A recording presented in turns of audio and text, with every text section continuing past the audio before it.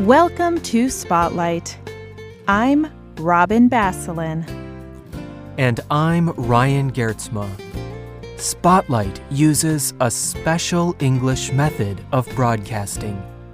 It is easier for people to understand, no matter where in the world they live.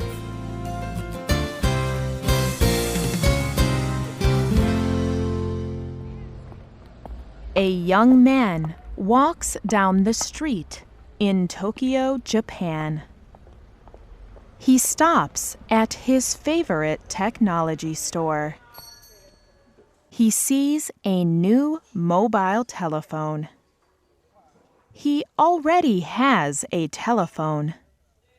He uses it to talk and send text messages to people. But with this new telephone, he could connect to the internet. He could play music and watch films. He considers the price. Then he decides to buy it. This may seem like a simple story, but the story of the man's telephone is very complex.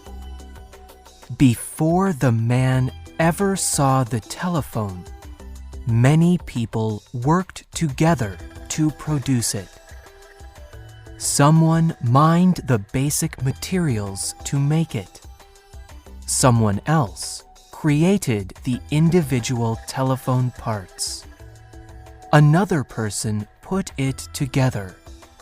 And yet another person placed it in its box and sent it to the store. Most people do not think about how the things they buy are made. They also do not think about what happens to this stuff when they are done using it.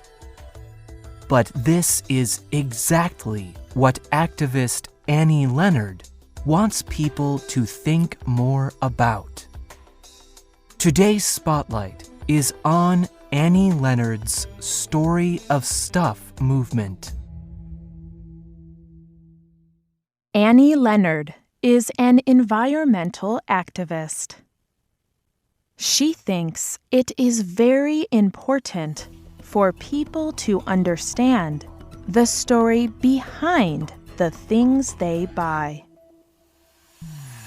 This story includes all the steps of making, buying, and throwing away a product. Leonard calls this system the materials economy. And she believes that the materials economy is a system in crisis.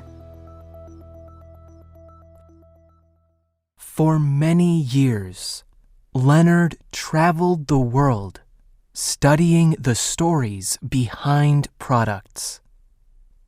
She learned that a product like a mobile telephone could have a very global story. Materials for a telephone may be mined in both South Africa and Nigeria.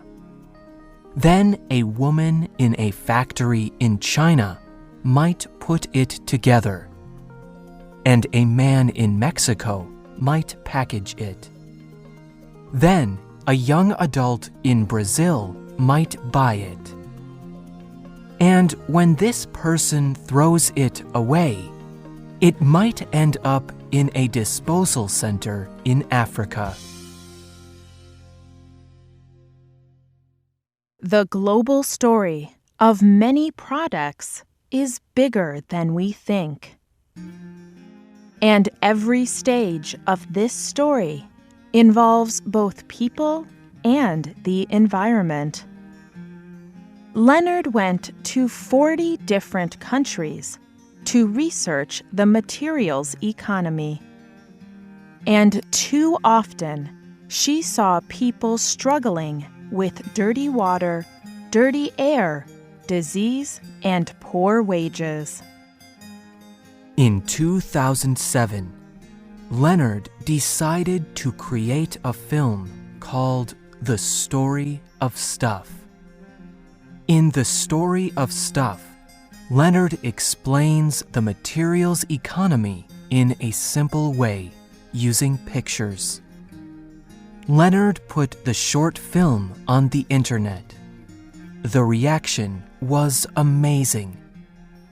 Today, more than 40 million people from more than 200 countries have seen her film.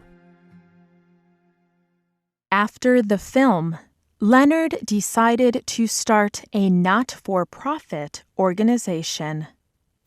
She called it the Story of Stuff Project. Through the project, Leonard makes more films and develops educational materials for schools and faith communities. She urges people to look at the larger impact of all their buying decisions. She believes that our current materials economy is not sustainable. It cannot last because our planet has limited resources. Consider the simple product of a cotton t-shirt.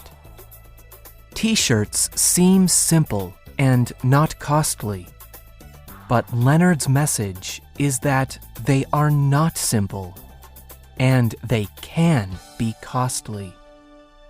The t-shirt may only cost a small amount of money, but there are other costs that we do not see. The story of the t-shirt starts with the resources used to make it. Growing cotton can take a lot of water. In Uzbekistan, farmers use water from the Ural Sea for their cotton crops. Leonard reports that in the past 40 years, cotton farmers have used 80% of the sea's water. And today, the area's climate is more like a desert. Growing cotton can also have other costs. In some countries, the chemicals farmers use to grow cotton can cause serious health problems. Leonard reports that in India, 91% of full-time male cotton workers experience major health problems. But the t-shirt's story does not end there. The next part is about the workers who make it. Many people who make clothes work in large factories that are often polluted and crowded. Often, large international companies treat workers unfairly. These companies pay very small wages for workers in countries like Bangladesh and Haiti. Then, they charge higher prices for people to buy them. The difference in cost is so great that the companies make a lot of money. But too often, the people who grow the cotton or work in the factories remain in poverty. The story of every product also involves buying and selling.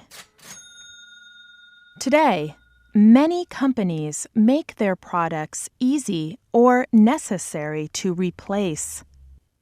In the example of the t-shirt, the company might make the t-shirt of very poor quality. Their goal is to get people to replace their clothes more often. Another example is computers. Computer companies release new and different products every year. If you want to fix one small part of an older computer, it is often difficult and costly. Usually, it is easier to just buy a whole new computer. This makes companies more and more money, but it creates a lot of waste. And what happens to all of this stuff when we are done with it? A person may recycle or reuse a cotton t-shirt, but other products, such as computers, are more complex. They can leak poison into the air and water, especially when people dispose of them by burning them. This pollutes the environment and can cause health problems. Leonard argues that people and the planet are at risk during every step of the materials economy. So she wants people to think more carefully before they buy something. She also encourages people to take better care of the things they do buy. And she urges them to ask their governments to use safer processes for workers and the planet.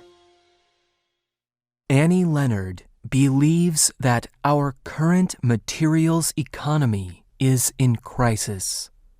But she also believes that we can change.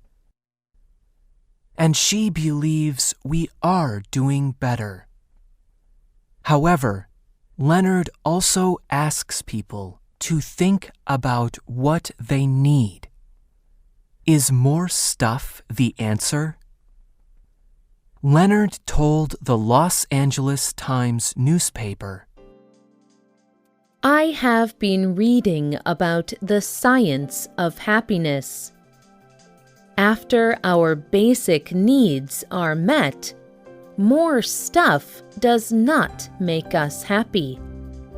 It is the quality of our relationships. It is coming together around shared goals.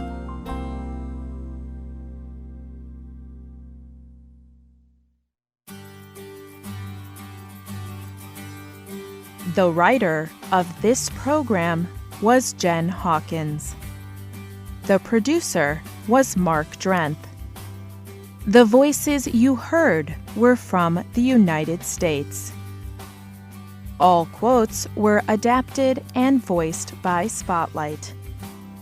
You can listen to this program again and read it on the internet at www.radioenglish.net. This program is called The Story of Stuff. You can also leave your comments on our website, or you can email us at radio@radioenglish.net. You can also find us on Facebook. Just search for Spotlight Radio. We hope you can join us again for the next Spotlight program. Goodbye.